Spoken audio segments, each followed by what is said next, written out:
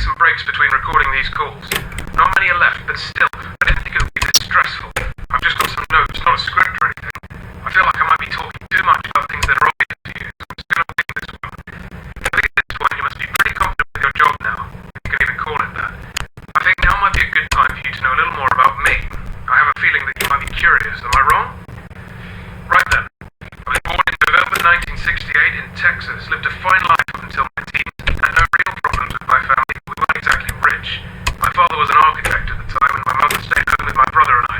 Until the 80s, we lived in a flat, or I suppose it would have been called an apartment over there. It was pretty decent, I think, but honestly, I can't remember much. I had an accident in my teens, stuff I really don't want to talk about. Please don't ask. Might explain in a later call or something if there is time. Anyway, fortunately I survived the injury, believe it or not. It was all down to a very generous donor of blood. The whole thing was pretty strange and vague for us, and all I know is a small team of people, or maybe it was one person, was willing to give tons of blood to the hospital, and after an entire encyclopedia of signed papers, the transfusion was allowed on behalf of the procedure being an experiment. I was close to death, bear in mind. Memory from before the incident, and the whole event caused a huge stir in the media. I was 18, and with the state I was in, paparazzi wasn't the best treatment. You know? So I sorted out something with my parents, and we moved here to England. So, hopefully on top of being a security guard, you can be a friend too. I wanted to get some of these stories off my chest for a while, since, I don't have many people to share them with. And my daughter's kind of busy most of the time, just someone for me to talk to. And of course, listen to, so go ahead. What do you want to talk about? Ah, nice. I like answering this question. Although my daughter's the only one who actually asked, or has even been given the opportunity to. I'll let you in on a secret. Not a big one, but I think it might be interesting to an outsider. The characters that you see around here weren't originally going to be for a pizzeria. Crazy, right? They're colourful cartoon animals with pink guitars, yellow eyes. But it's true, they originally had a totally different purpose. I get nightmares pretty easily.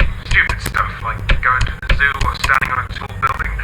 I'll go to sleep that night and wake up in a cold sweat from a nightmare about a creepy porcelain doll. It's ridiculous. Anyway, not a lot of medication can help with that kind of thing, so for a few months I tried a psychic route, like mystic, almost religious kind of solution. It was recommended by a friend I've spoken to online, and it worked, but only once.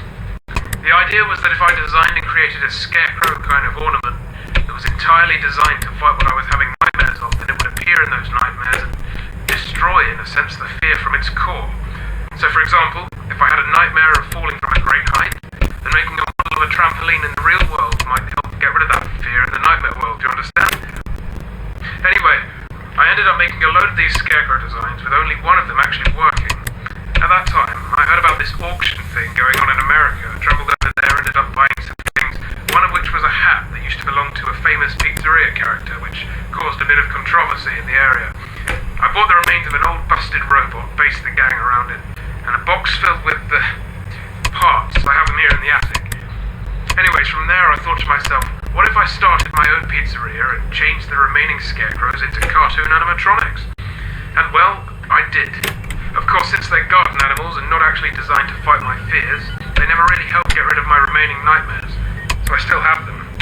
The old scarecrow designs were scrapped. Can't remember what I did with them. Quite a backstory, huh?